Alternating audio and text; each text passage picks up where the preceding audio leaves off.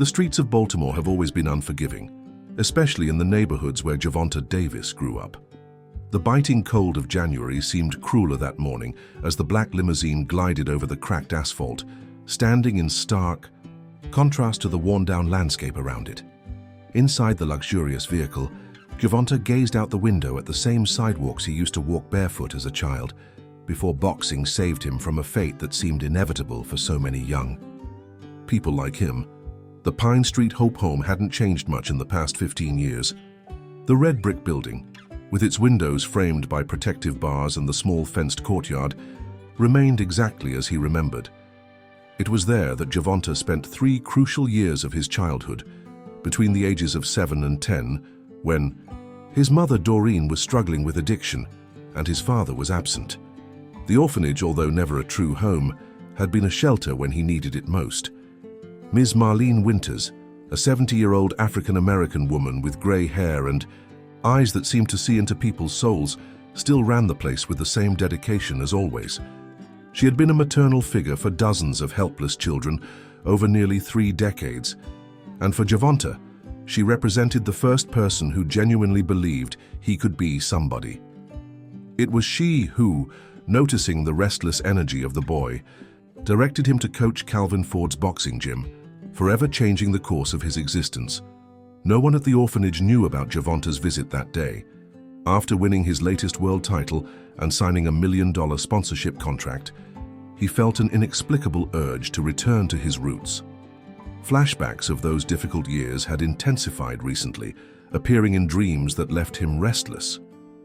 His sports psychologist, Dr. Marcus Bennett, had suggested that revisiting his past could be therapeutic, a way of closing emotional scars that still affected his performance and relationships. The decision to return to Hope Home hadn't been easy.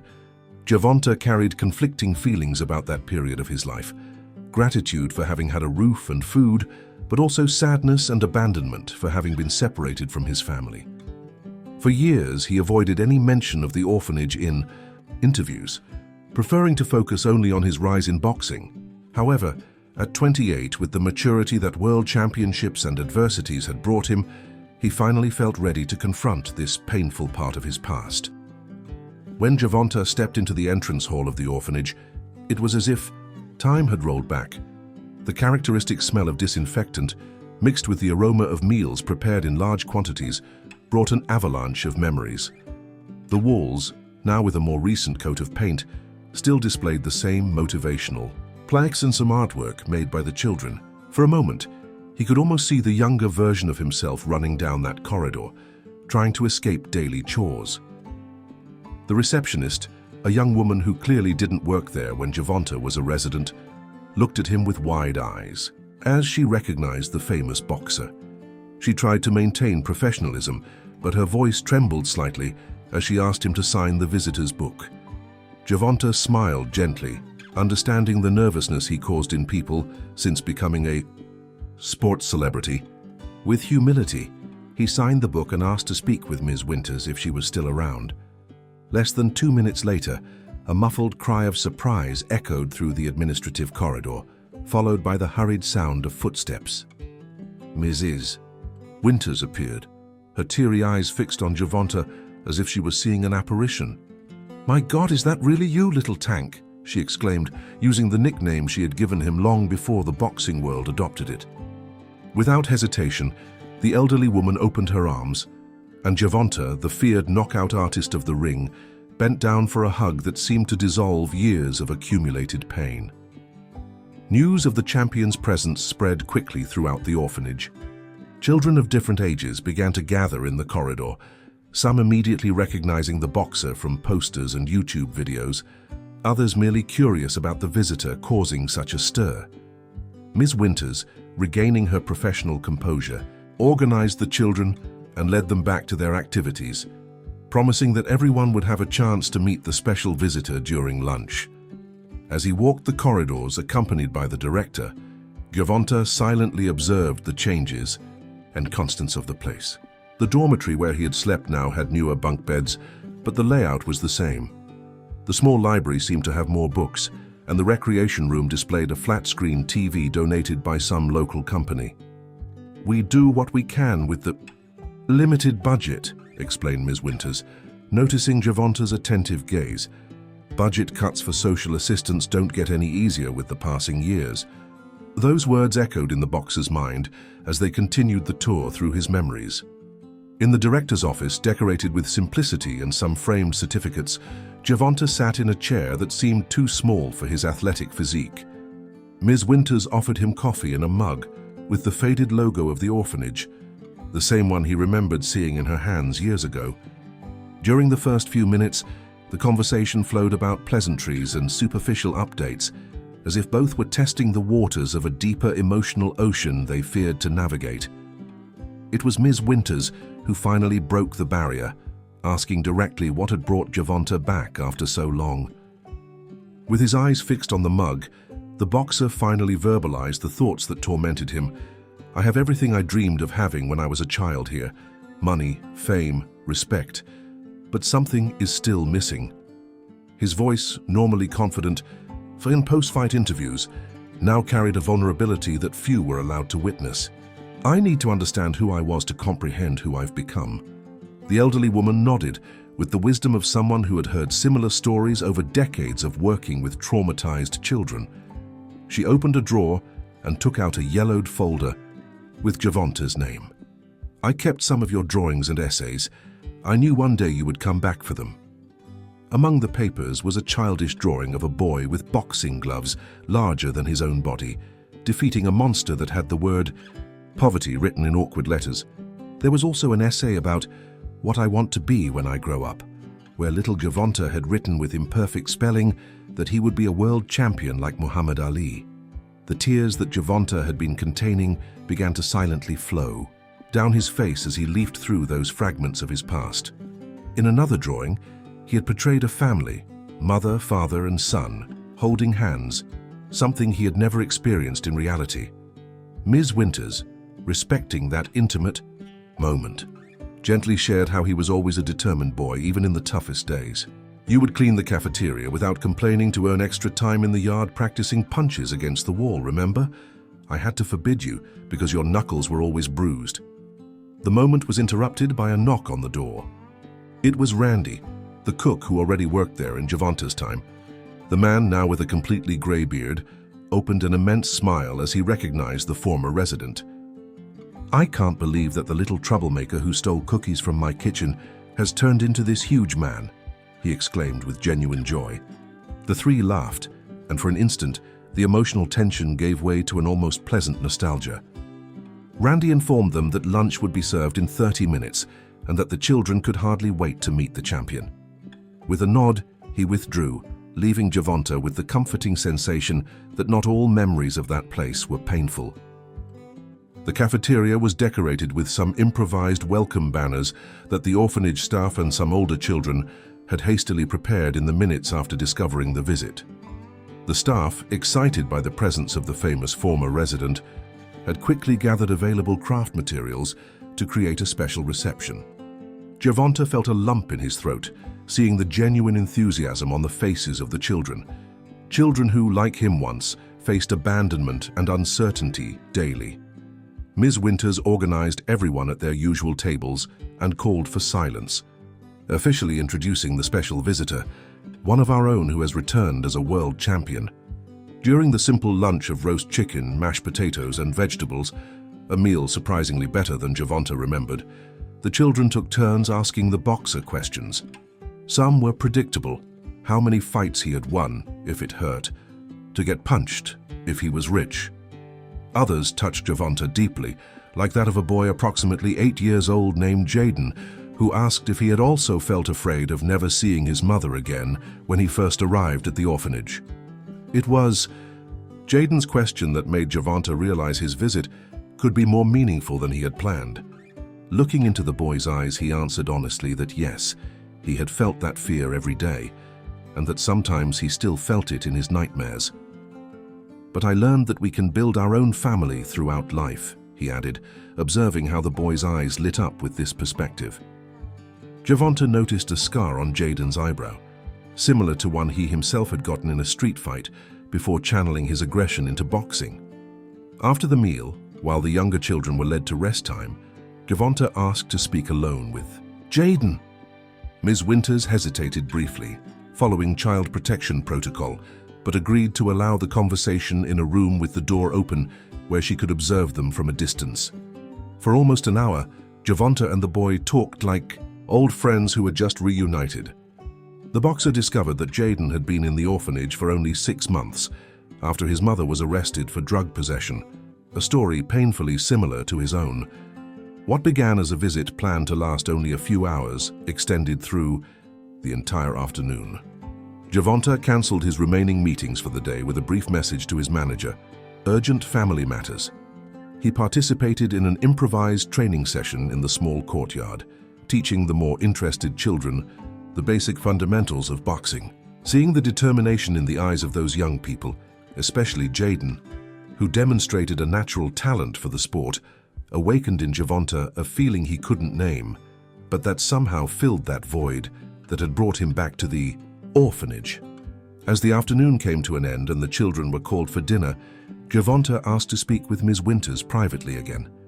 In her office, with the setting sun filtering through the dusty blinds, he asked questions he had never allowed himself to ask before, about how the orphanage functioned financially, what the biggest difficulties were, what happened to children, who like Jayden showed potential but lacked opportunities. The director's answers painted a discouraging picture of budget cuts, endless bureaucracy, and an overburdened system that frequently failed the most vulnerable. The conversation was interrupted by a phone call that Ms. Winters needed to answer. While she spoke in a low voice, Gervonta observed the stacks of papers on her desk. Denied requests for school supplies, pending social assistance forms, utility bills with late notices. The administrative reality of the orphanage was a stark contrast to the life of luxury he now led, with his bills paid automatically by his financial team and his whims met almost instantly. When the call ended, Ms. Winters looked even more tired. That was from the Social Services Department. Jayden's mother had her sentence extended. He'll probably stay with us for at least 2 more years. She sighed deeply, revealing the weight she carried in giving such news to the children. The worst part is that he had hopes she would be released next month. Gervonta felt a pang in his chest, remembering how many times he himself had been disappointed by broken promises of family reunification. It was at that moment that something changed within Gervonta. It wasn't a calculated decision or an elaborate plan, but a clear and sudden understanding of his purpose beyond the rings. "What if I could help?" he asked, his voice carrying a determination that Ms. Winters immediately recognized, the same one she had noticed in the determined boy from years ago. "I'm not just talking about money. I want to do something meaningful, something that really makes a difference in these children's lives." Ms. Winters studied the face of the man before her, looking for signs of the passing excitement she often saw in celebrities seeking publicity through charity. What she found, however, was genuine resolution in Gervonta's eyes. "You know that helping isn't simple, right? There are rules, procedures, background checks, and these children have suffered too many abandonments to endure empty promises." Gervonta nodded, perfectly understanding what was being said. "I'm not offering a one-time gesture to ease my conscience. I'm ready to commit for real." In the weeks following his visit to the orphanage, Gervonta surprised his team by drastically redirecting his priorities. His manager, Nathan Keller, initially interpreted the new obsession with social assistance programs as a passing phase. However, when Gervonta began cancelling photo shoots for sponsors to attend meetings with lawyers specialized in adoption and guardianship laws, it became clear that something profound had changed in the champion. In his Baltimore mansion, a room that previously served as a trophy room was transformed into an office dedicated to what Gervonta began to call his most important project. The walls, once decorated with championship belts and photos with celebrities, now displayed diagrams, legal documents, and a large whiteboard with notes about requirements for becoming an official mentor, legal guardian, and possible adoptive father. His personal assistant, Lisa Townsend, an efficient woman who had managed his life for 5 years, observed with a mixture of concern and admiration this new facet of her boss. The first concrete step came when Gervonta officially enrolled in the county's social assistance mentoring program. The process included background checks, psychological interviews, and training sessions, steps he approached with the same seriousness with which he prepared for championship fights. In parallel, he initiated a legal process to become Jayden's weekend guardian, allowing the boy to spend some weekends at his home, participating in activities he would never have the opportunity to experience at the orphanage. The relationship between Gervonta and Jayden blossomed naturally. The boy, initially intimidated by the fame and wealth of his new mentor, soon felt comfortable showing both his vulnerabilities and his dreams. On a particular Sunday, while practicing boxing in the private gym of the mansion, Jayden hesitantly asked if Gervonta had ever visited his mother in prison. The question caught the boxer by surprise, bringing to the surface his own painful memories of visits to the institution where his mother had been detained. Instead of avoiding the subject, Gervonta honestly shared his experience, creating a moment of deep connection that transcended the mentor-pupil relationship.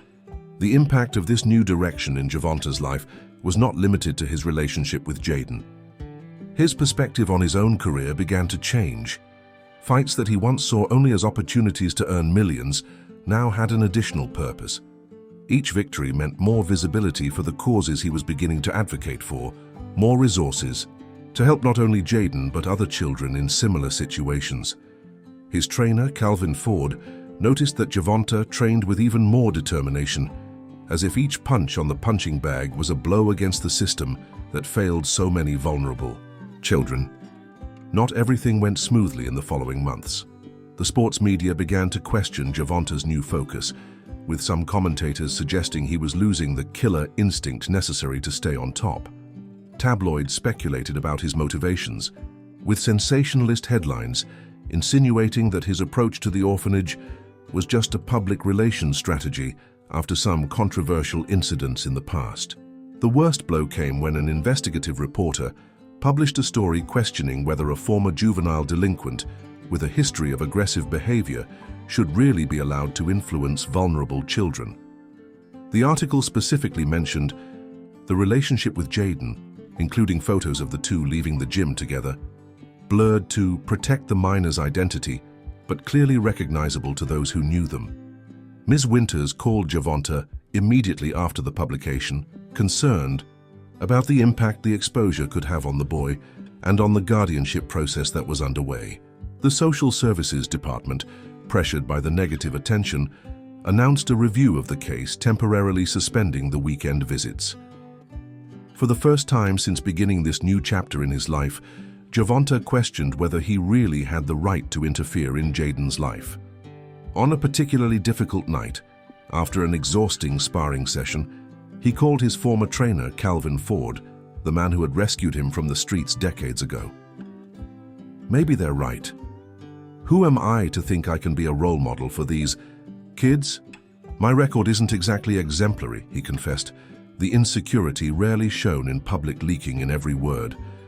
Calvin listened patiently before responding with the frankness that always characterized their relationship. Do you think I was perfect when I started training you guys? A former drug dealer who spent years in prison? The system didn't think I was suitable either, but I knew I could make a difference because I understood those streets like nobody else. His words penetrated the armor of doubts that Gervonta had built. This boy needs someone who has been in his place, who survived and thrived despite everything. He needs you, not some perfect model that never existed. Strengthened by his mentor's advice, Gervonta decided to fight with the same determination he demonstrated in the rings. He hired family law experts and called a press conference where, for the first time, he spoke openly about his own childhood in the orphanage. With eloquence rarely associated with him by the media, he explained how his experience uniquely qualified him to understand and support children like Jayden. He challenged his critics to direct their energy toward improving the foster care system instead of attacking those trying to make a difference. The speech, broadcast live and subsequently gone viral on social media, drastically changed the public narrative about his intentions. 6 months after his first visit to Pine Street Hope, home Gervonta returned for a very different occasion. The small courtyard of the orphanage was transformed for a modest celebration. Jayden, now officially under Gervonta's legal guardianship for weekends and holidays, was turning 9, and the boxer insisted that the party take place at the orphanage, so that all the other children could participate. There were no extravagances or excesses. Gervonta had learned that ostentatious displays of wealth could create more distance than connection with the children.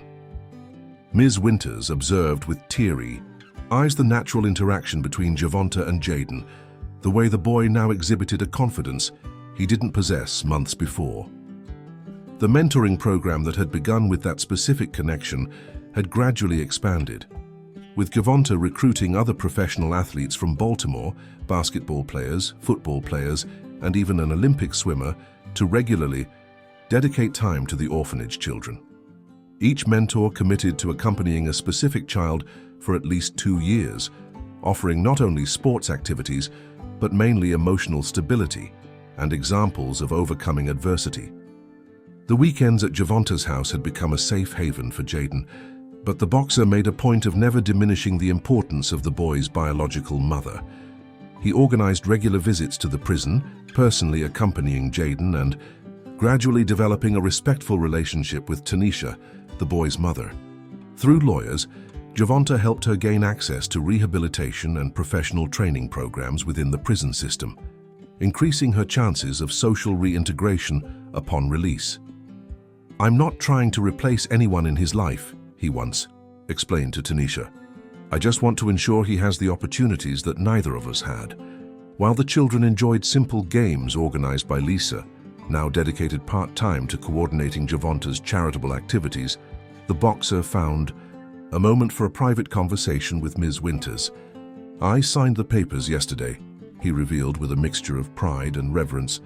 "The foundation is officially registered." It wasn't a grandiose organization with his name in golden letters, but a legal structure that would ensure the continuity of his efforts regardless of the fluctuations of his sports career. The New Paths Foundation would operate discreetly, focused on concrete improvements in the quality of life and educational opportunities for children in Baltimore's foster care system.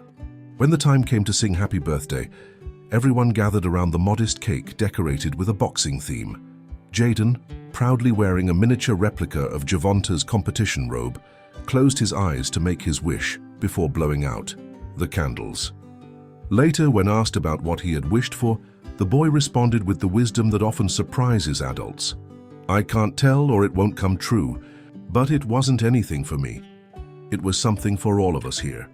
Gervonta, the feared tank of the boxing rings, felt silent tears rolling down his face, understanding that his true legacy would not be measured in titles or bank accounts, but in the lives he could positively touch.